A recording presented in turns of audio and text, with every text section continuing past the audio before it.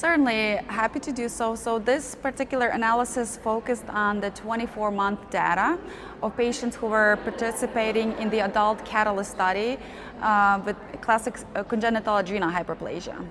And we primarily focused on glucocorticoid dose reduction, but also with this analysis we focused on weight reduction and improvement in insulin resistance as well as looking at their body composition changes.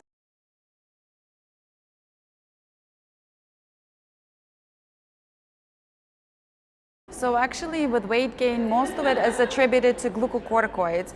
Certainly there's a big overlap when glucocorticoids are causing adverse outcomes versus uncontrolled androgens, but usually we are looking at metabolic complications that are associated with excessive doses of glucocorticoids. So I would say that generally increased fat mass or hypertension, osteoporosis, osteopenia, those are the type of outcomes we see from glucocorticoids. Same with insulin resistance. In contrast, for example, if you're seeing accelerated bone growth or accelerated puberty, that's typically for uncontrolled androgens.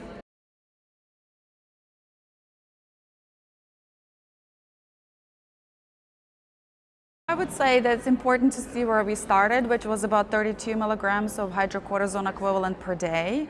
And most patients ended around 10 milligram per day of hydrocortisone equivalent. So basically we are able to take these supraphysiologic doses and basically maintaining patients on physiologic replacement as early as 24 weeks, and that improvement was maintained even up to 24 months. So it's not just a fluke in a way. We saw that there was a persistent, sustained, substantial reduction in glucocorticoid dose, and there was not a significant escape from that.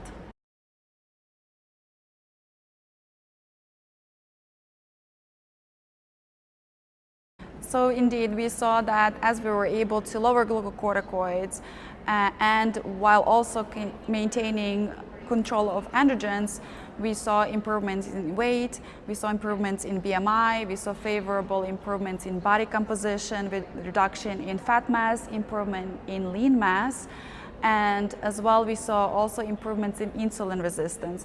And without a doubt, these are all related to reduction of glucocorticoid dose. Again, not worsening the effect of the control of androstenedione or adrenal androgens.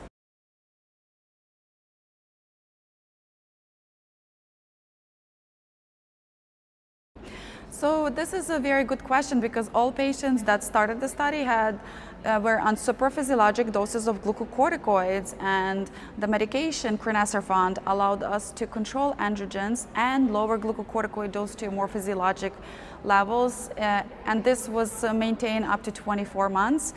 I would say that what I get asked commonly is patients who are not on these really high doses of glucocorticoids, would they potentially benefit from Crinecerfont?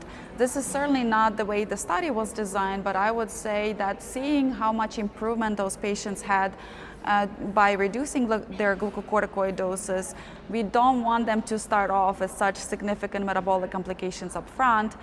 What that means is that, say, if my patient's androstenedione level is uncontrolled, instead of increasing hydrocortisone and increasing their glucocorticoids, I would say that this is the time to start Crinecerfont, to keep androgens with Crinecerfont instead of relying on high doses of glucocorticoids, to not only maybe manage but also prevent all these cardiometabolic complications.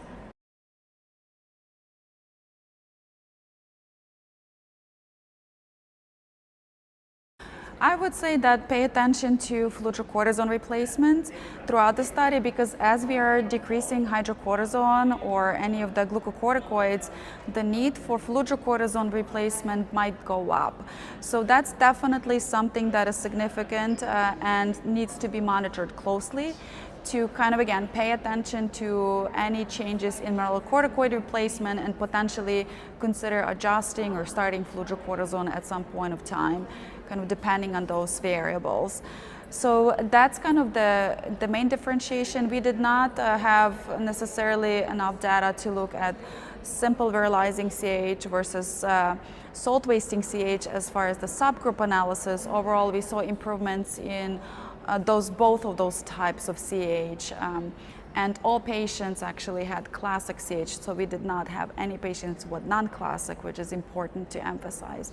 But there was not a necessarily, at least not a statistically significant distinction between salt wasting and simple virilizing.